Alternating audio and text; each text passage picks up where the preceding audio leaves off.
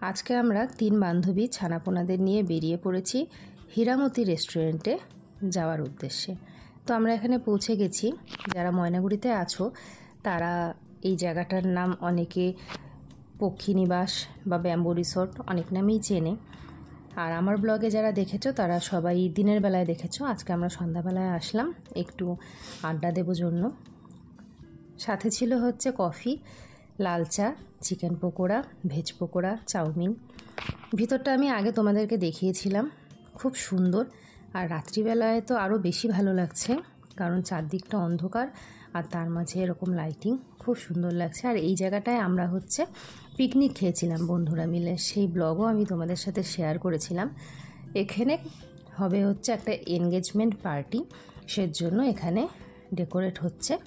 তারপরে আমরা এখান থেকে চলে গেছিলাম নীতা আম্বানির দোকানে। তো ব্লগটি আজকের মতন এখানেই শেষ করব।